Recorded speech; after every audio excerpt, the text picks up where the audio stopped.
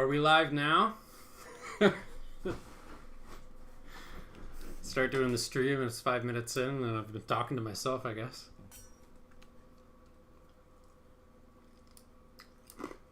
That's okay. Excellent. Like to hear it. All right, let's start from scratch. I've got a bit of a backlog from some customers that need to get out the door. So we've got a Color Classic here. This one's pretty bog standard. It's not really in bad shape or anything. So, yeah, just straight recap on this guy. No trace repair or anything. Shouldn't be too exciting. Then we have a PowerMac 6100 on the bench as well. Now, usually these guys don't need to be recapped unless they've seen some bad environmental conditions that promote the leaking, but just as a fail-safe, this customer wanted to go ahead and have this one done as well. So, typically with a PowerMac, I would want to stick with lower ESR caps. So sometimes the Kemet tantalums, I would want to stray away from those. Just with the video circuits and the clock speeds, sometimes it can be finicky. So we'll see how that actually works just with the tantalums, because he did request tantalums, and I'm sure it's going to be fine. But we also have a Macintosh 2. I'm not sure which model this one is. Maybe an X, maybe an F. I'm not really too familiar with the Macintosh 2 line myself. And one interesting thing that was already on about this guy is that someone's wired a 5800 milliamp batteries directly to the startup circuit. So this last pin here, it's probably a common issue with a lot of Macintosh 2 owners, is that these two batteries, they're flat, maybe don't have replacements, or maybe they've rotten off. You can see that trace under there is also starting to go, so I'll have to take a look at that. But if you wire the voltage directly to this pin, you'll be able to start up the Macintosh 2 without having these two batteries. But I do have the battery holders and some batteries, so I'm going to give that customer some OEM love, so it goes back to original. And it's not looking too bad, to be honest. A little bit of crustiness, but yeah, hopefully it comes out for the best. And then another Macintosh 2. This one's a little worse off. Definitely has some crusties, spider nests, some general nastiness going on around the board. So again, just replacing the caps, checking out some traces, and seeing what's going on. And I've already slogged through another 4 or 5 this morning, so I'm hoping to get this done before the wife and the baby get back home. And then, yeah, I can get all this crap out of my office. Alright. I'm feeling like Color Classic. Color Classic will be our first boy. So let's switch some cameras around. I guess I could just move this guy for you. Oh, hello. Is that a good view right there? Sure enough. Give it some shrinky dink. Let's get rid of this guy. Don't need you.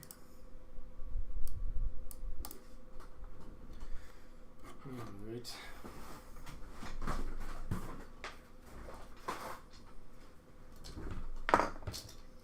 Don't mind my blue scuzzies.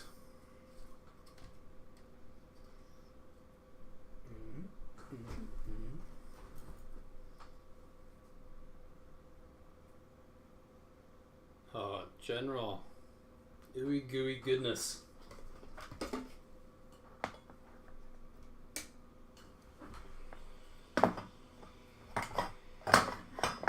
Heat gun going there.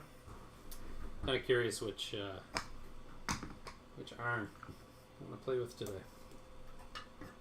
I'm becoming a aficionado of some of the older Hacko equipment. So I like to play around with the older machines. Sometimes they're better off than your run-of-the-mill FX888D.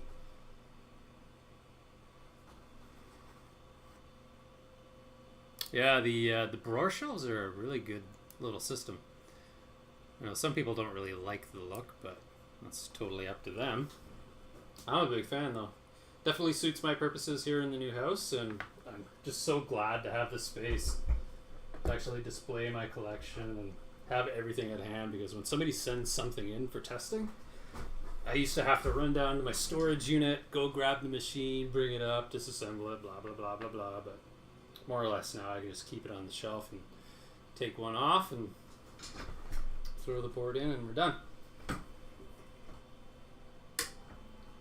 So this Hakko FM 202, I think it's from about 2009, this guy right here. And, you know, I want to say it's more of the professional series from back in the day. And, yeah, this thing takes the T12 tips and it heats up like a hot damn, like, so fast. If I were to do it with the FX888D, like, you know, you're waiting here for at least 30 seconds. Heaven forbid. Alright.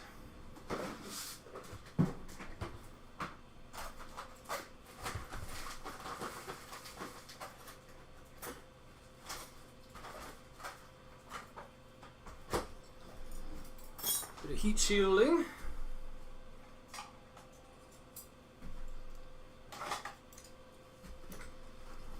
Scalpel. Toothbrush.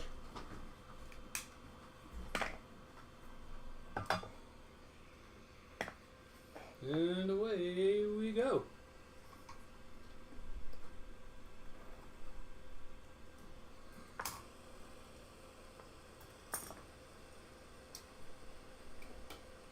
Of course, I want a higher temp. I usually go about 350.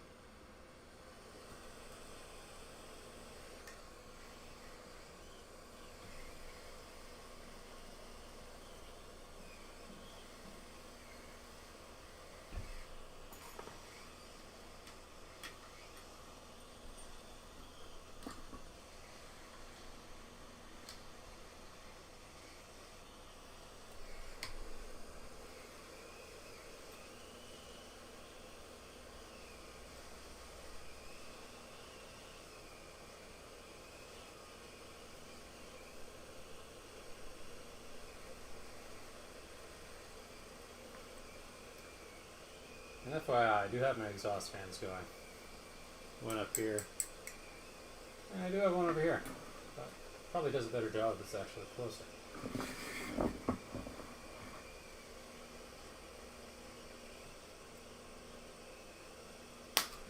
Woohoo!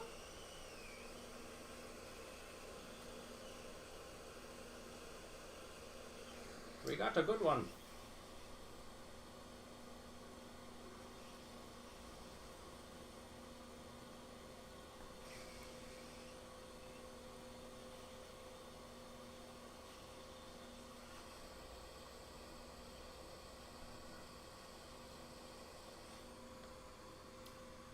That's nasty.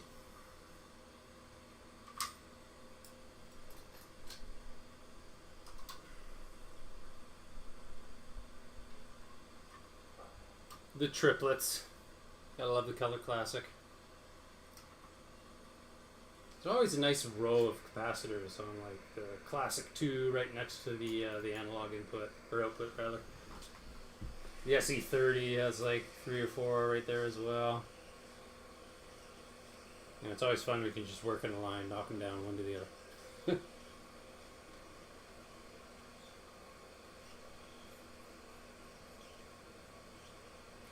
I think the worst capacitor explosion I'd ever seen, Garth, was when I was working on a Power Mac 5400.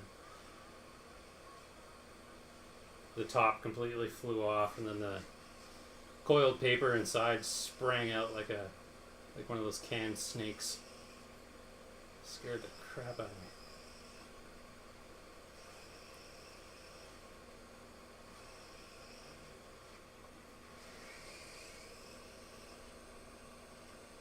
Now I'm waiting for the day when I finally have an excuse to upgrade my hot air gun. But for what this $60 Amazon 858D special gets you, I can't really complain.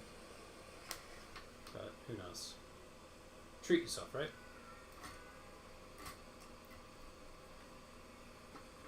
My vintage computer hobby quickly turned into just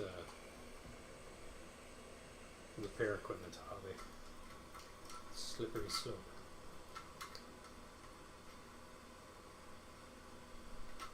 Yeah, the LC and the LC2, that's just a nasty mess of caps.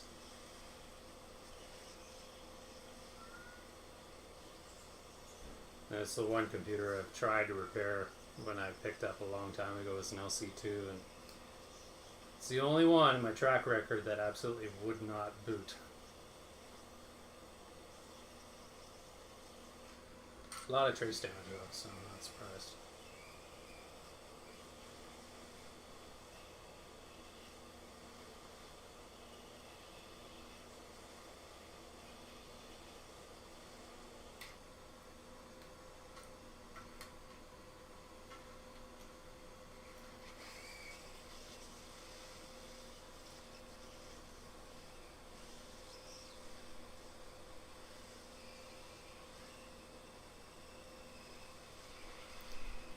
Yeah, the space definitely helps to have this. You can see I just have a couple little Amazon kitchen cupboard wire standoffs for stacking my equipment. It's definitely helps. But my microscope itself is also High Cloud from AliExpress, which is leaps and bounds cheaper than the AmScope competition. Well, I won't say competition because this is just a rip-off of AmScope, but it does the same job and it's more than half the price. And I've mounted it to a monitor arm so I can swing it in and out of the way so it doesn't take up any space.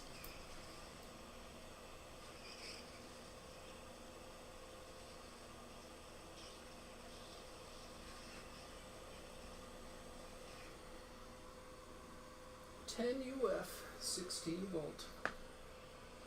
Alright.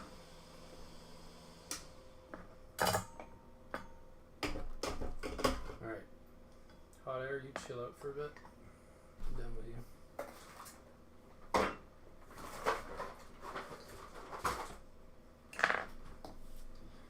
Now we can start getting messy.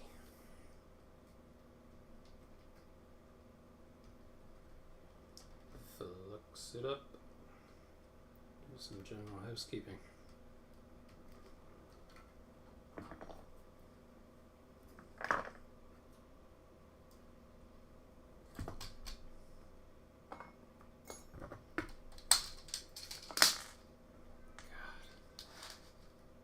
Nintendo 64 SRAM. Get out of here. Don't need that for this.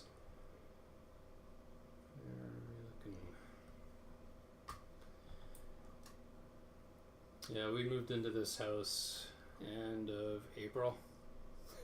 I gotta say, I think the one thing I was excited for the most was getting my office set up.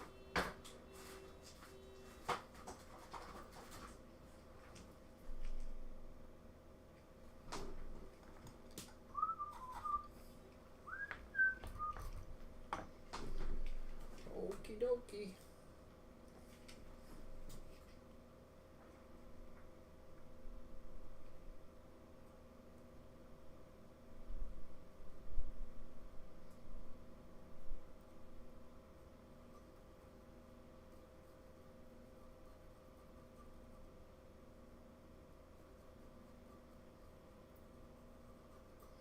This guy is just a Hakko bevel tip. Usually I use like a J tip for absolutely everything I do, but like I said again, I'm just trying out these T12 tips just to see what the deal is. God. It's like some bugs had a party on this board.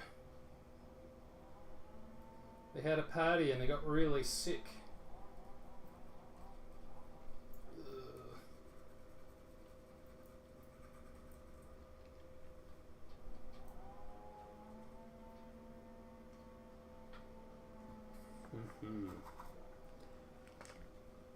Most excellent.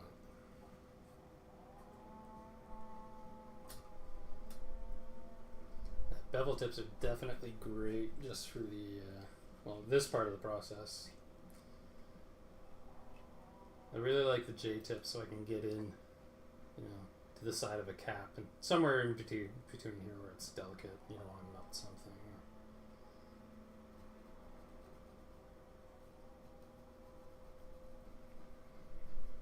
Oh, that's nasty. Absolutely nasty. Some exposed trace there.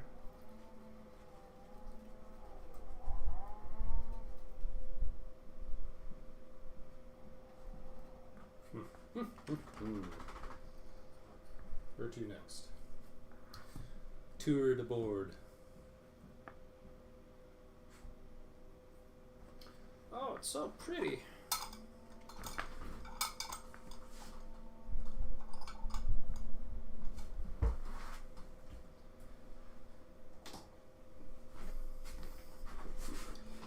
Hello, mudda. Hello, fada. Here I am at Camp Granada.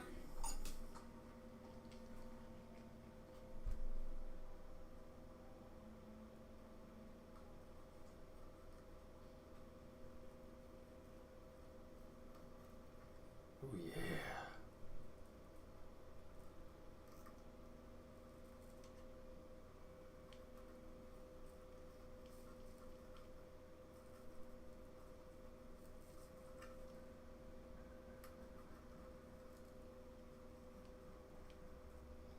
Gross.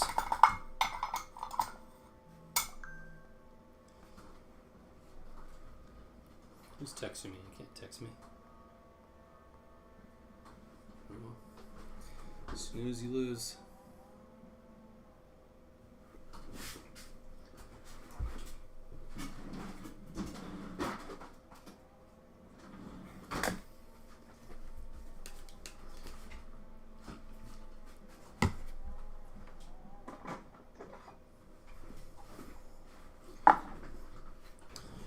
Q-tips and alcohol.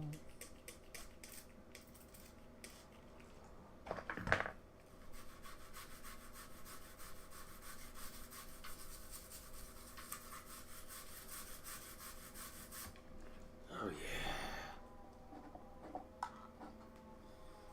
And remember, always buy Q-tip brand Q-tips. Brought to you by Q-tip brand Q-tips.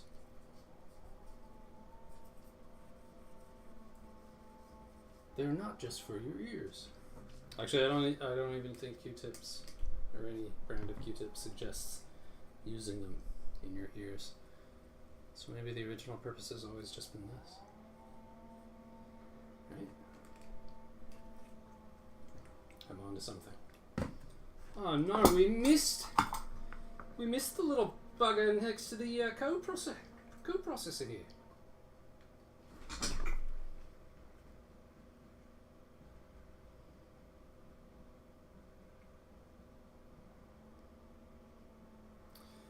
Are they the internal CD-ROMs or are these external? Mind you, I guess some of the external models are the exact same as the internal ones, like in the 550, 575. Yeah, those things are awful.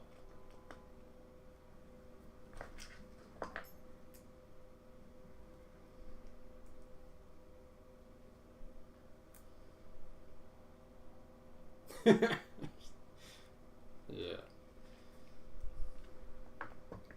They definitely have their branding.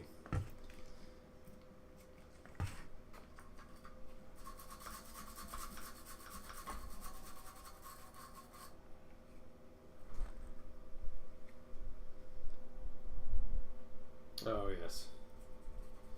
Yeah, they're a special treat to work on. But it's always a peace of mind too, knowing that you've like completely serviced them afterwards.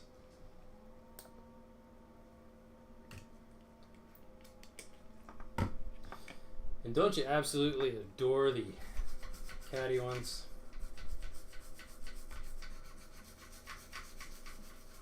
I only have one caddy in my collection, so I have to transfer it between each machine.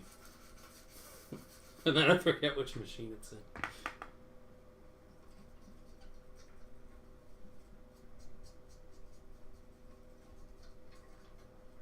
Let's hope that sound chip's still good.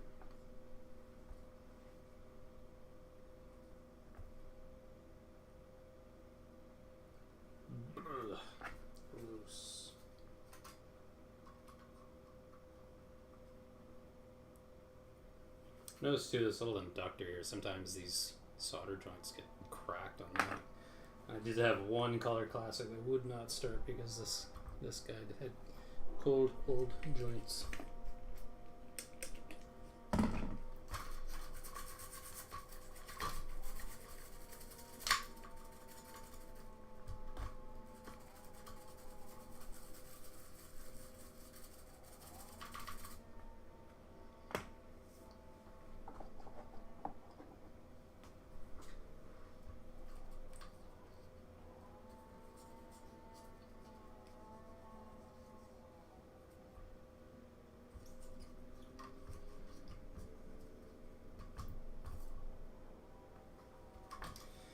You're beautiful, it's true. Cleaning up good, girl. Except for all this nasty crap.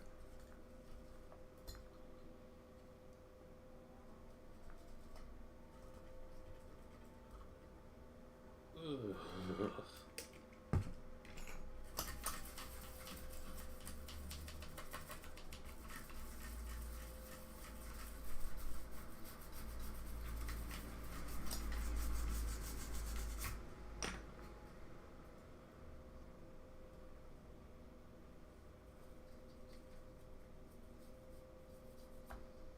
All right. That's it for you.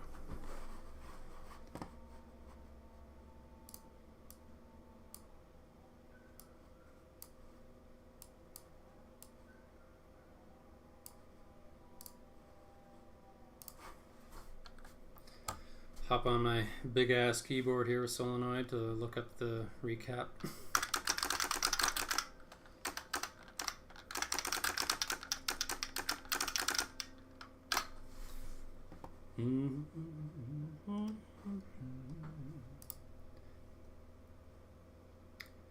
I could swear I had some of these 6882 coprocessors as well, but not really desperate to go looking for those right away. 47s, 100s, and a 10. Okay, now I remember, yeah. Two 100s are in the far corner. 47s, 51.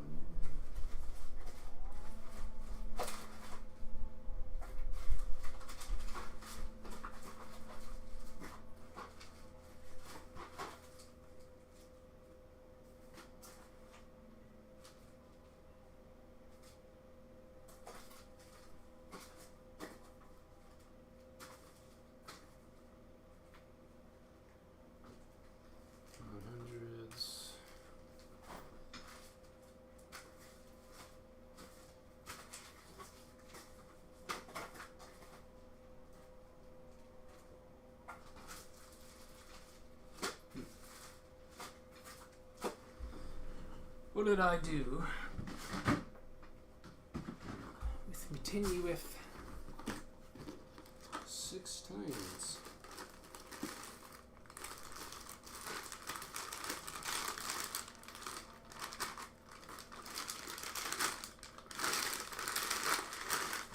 Is it any of these? 100, 100, 22, 22, 47, 1 UF, 10 UF.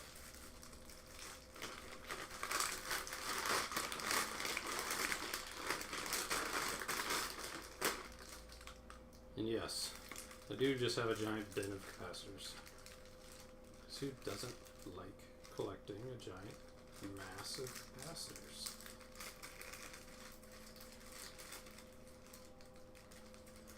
And we need the 110 UF. I'll just cut them off the rail. There you go.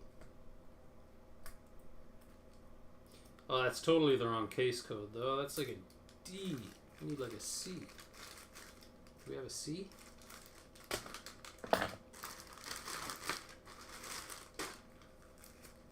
So you have 16. Alright, there we go. We'll throw that guy back. I release thee to whence you came. Go live your little capacitor life with your capacitor family.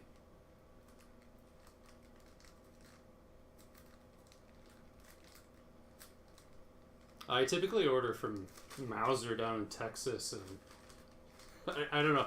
Sometimes I swear I'll just order them because I love seeing the overnight transfer all the way from Texas reach the west coast of Canada here in like one day.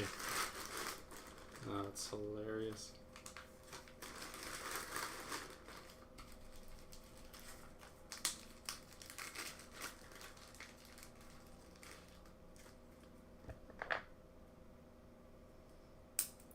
UF16, be my friend. C case. D case, too big. C case, almost too big.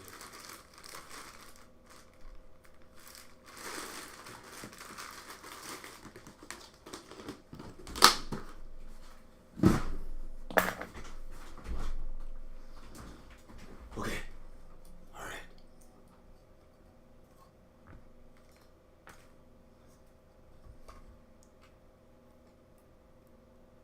Let's do this little gentleman first.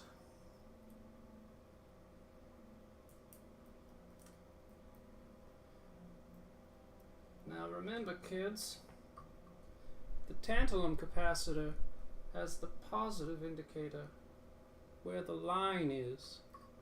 Don't swap them around or else you'll get in trouble. As I do it myself, which I totally have.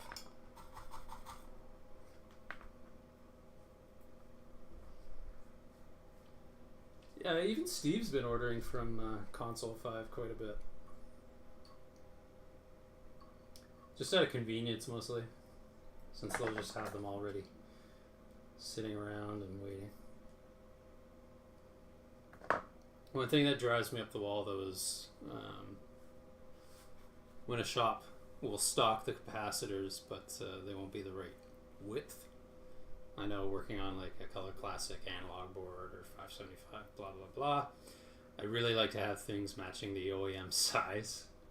And even a lot of the recap guides that are online, they don't state the height or the width of some of these caps. So somebody might take that rating, like, okay, 47 UF16, if it was like a radial.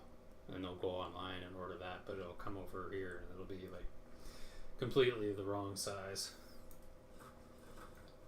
Then you have a hard time fitting everything else in.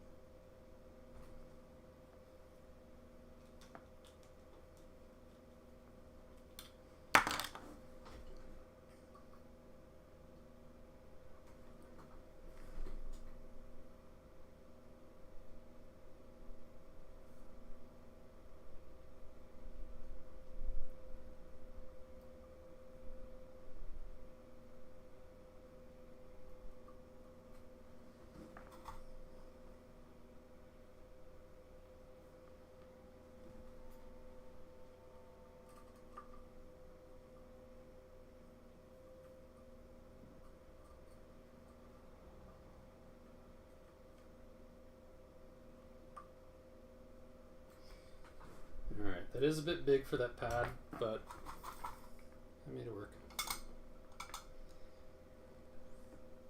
We made it work.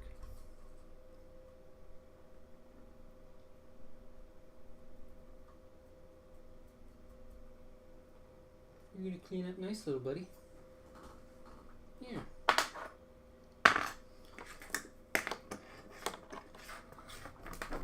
Ew.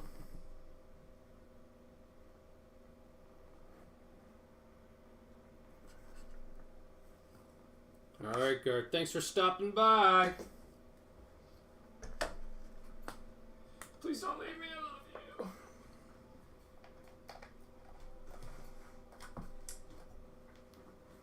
you. Now we have 2 irons. Do the 100 UF 16 volts next.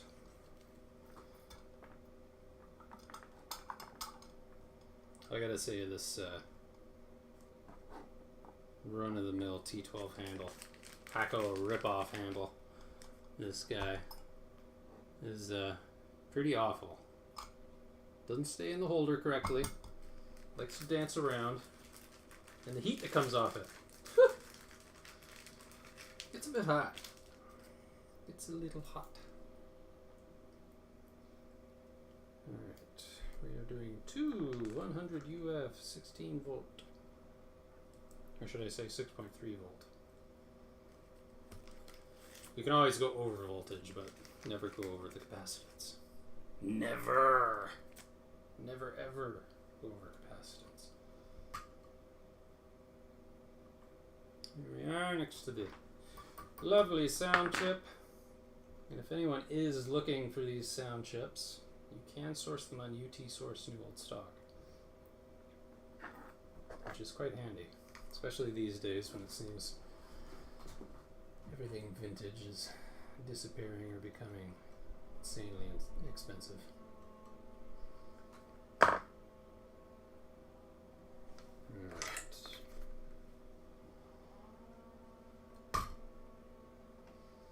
Hello, Mr. J-Tip.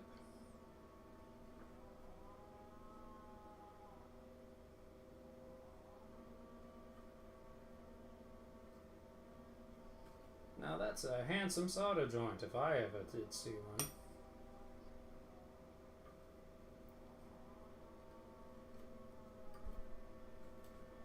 Beauty. Polarity for these guys are facing each other.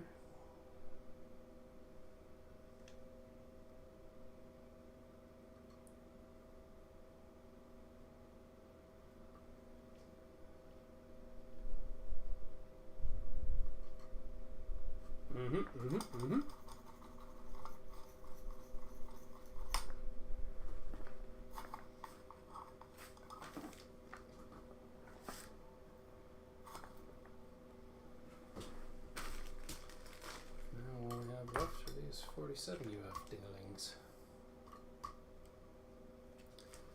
Two more by the sound chip.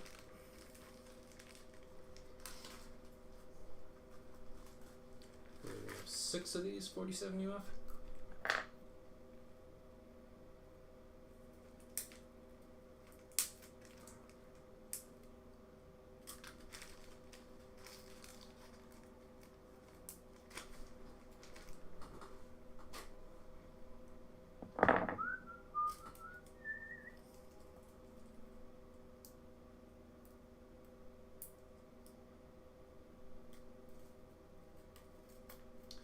And away we go.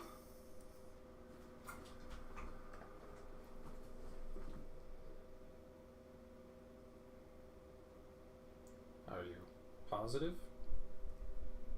That's the polarity. Positive. Absolutely positive.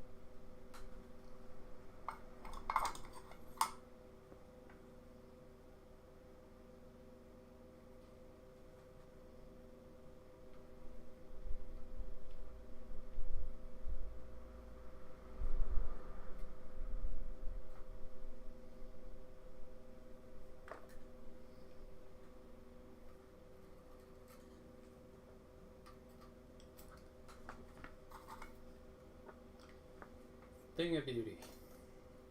Alright, for the triplets. Let's take care of the triplets. Unos, dos, tres.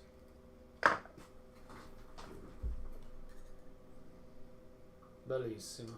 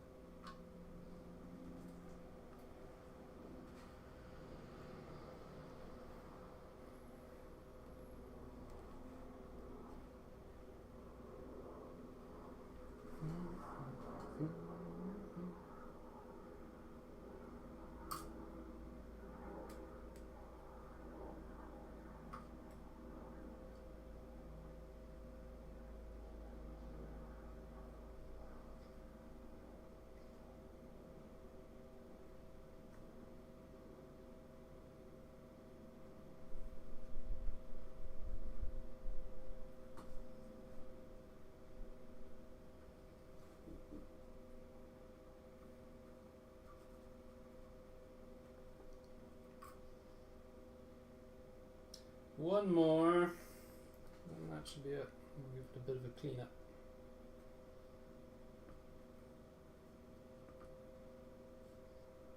I don't actually have an ultrasonic cleaner. The size big enough for an entire motherboard like this, so I just do this stuff by hand.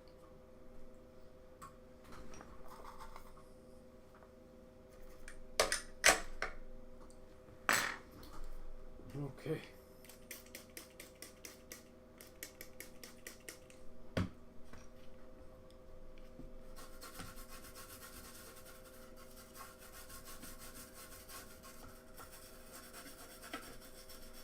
All in all, this thing's in pretty good shape. Slow as all hell at 16 megahertz, but if you do have a color classic, it's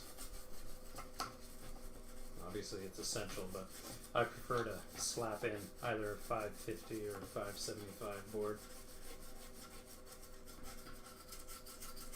for the Mystic, or what I might call the not so Mystic with the 550. But if you overclock the 550 just to 33 megahertz, then yeah, you're not really all that far behind the 575. So, of course, these days, if you follow Satanic Mac Club and everything that goes on, then maybe you'll get the 575 board for the Mystic, and then you'll grab our Satanic Mac Club member K Koba's Spicy O'Clock mod and boost your Color Classic Mystic to, who knows, 45 megahertz, 50 megahertz. I don't know what the fastest speed recorded is yet.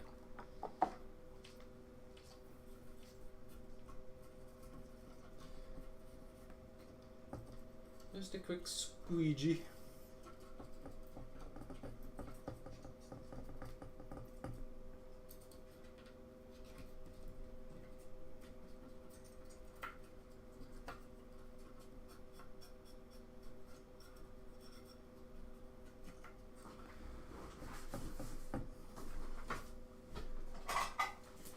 Save the environment. Get yourself a rechargeable, quote-unquote, canned air machine.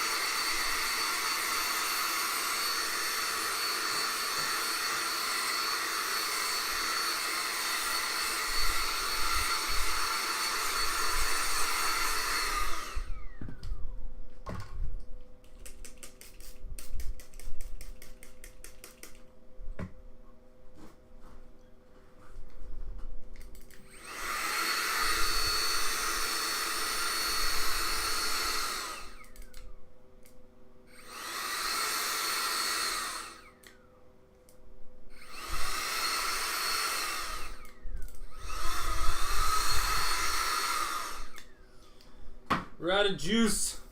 All right. Well, there's one color classic done.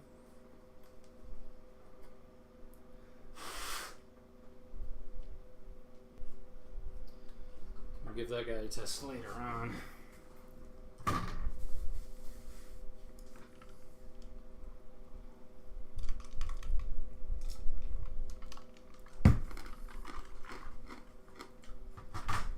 You know what?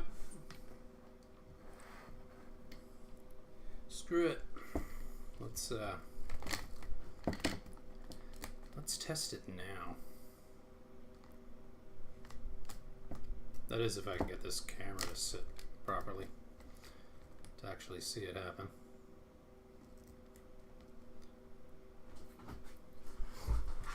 I'll test that, and then I might just end the stream for that guy. As interesting as sitting here and watching me recap a million things would be. Might be a little more exciting just to see something actually turn on and work.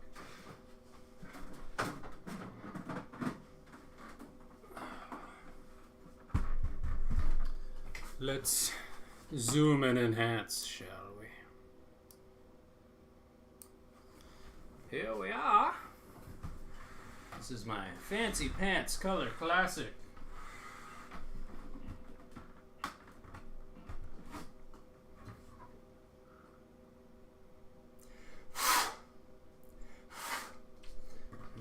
Some RAM and VRAM for this guy.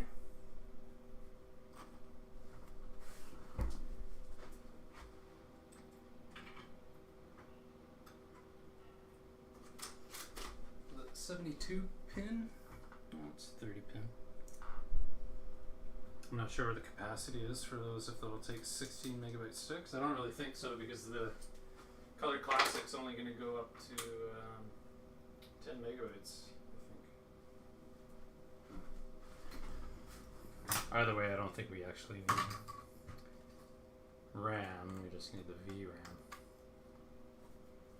So hopefully this stick of Satanic Mac Club RAM works.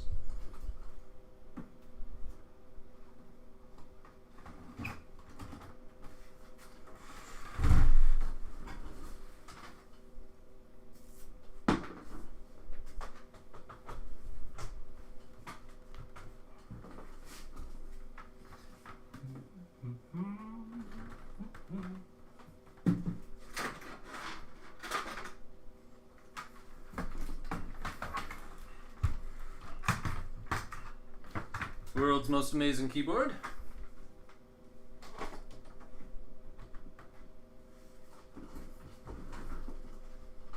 Okay. Now the image file that's on here is for my 575, so I'm not even sure if this will do without the RAM. CRT. That's a biggity bong.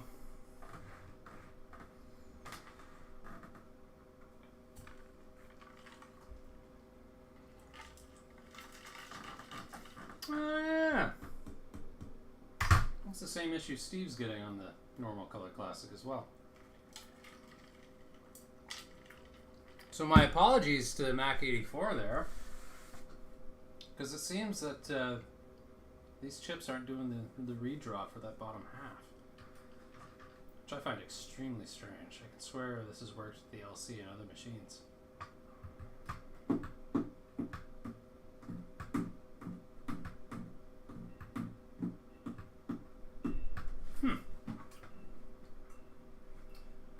Perplexing. So let's actually test that 575 board. So yeah, that's one Color Classic board done. Thank God. Get that back to where it's gone. Here's my overclocked 575 Mystic. I'm gonna take my Apple IIe card off of there because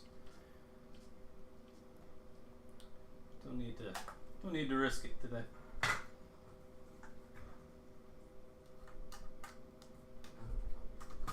do need to find some more VRAM.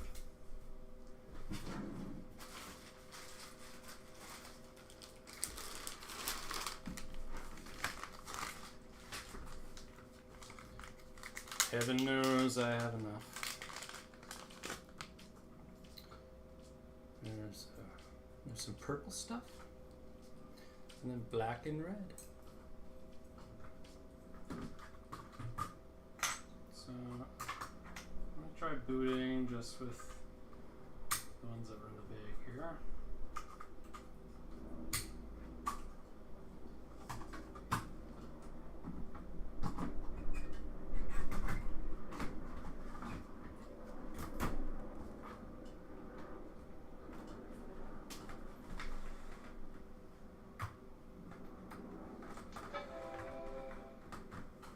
I don't even know what speed I had this set to.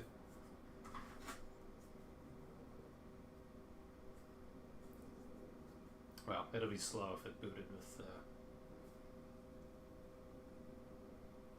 booted on the first try.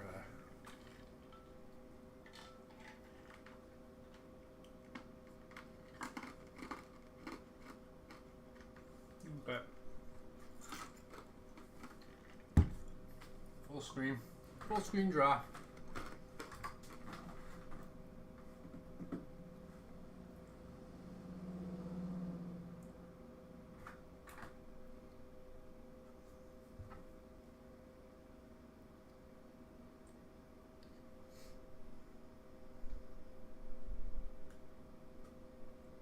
Show you my fancy blue scuzzy decal here.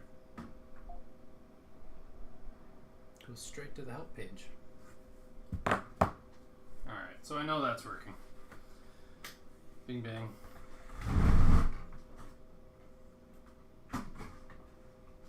So now what I'd like to do is take one of those VRAM sticks out.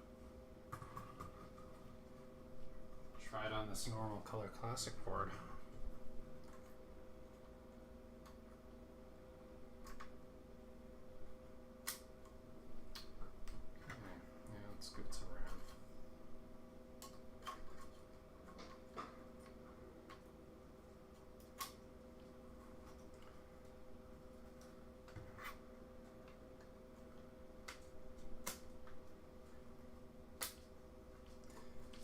RAM. Alright, this is a different stick too, so if that symptom follows,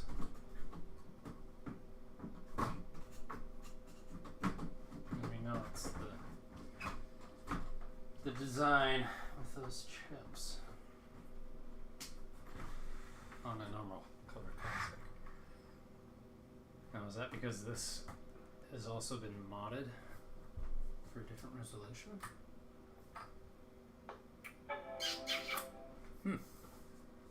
Something to think about today. That'll keep me busy.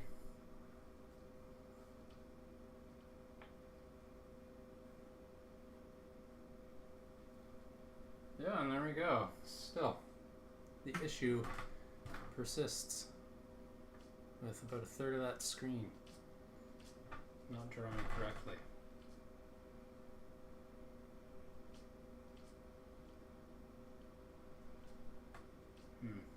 You know, theoretically, this 512 stick should bump down to 256.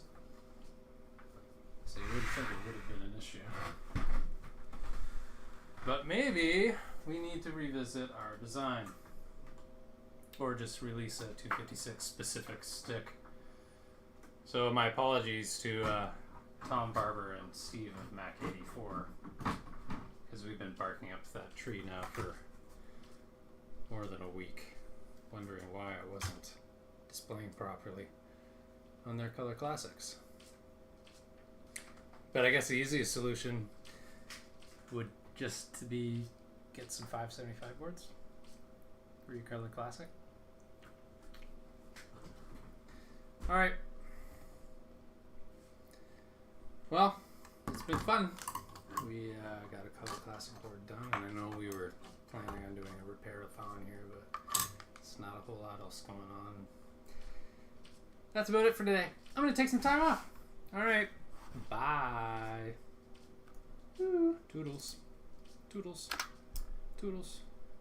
Click end. Any minute now. Bye. Again. Bye.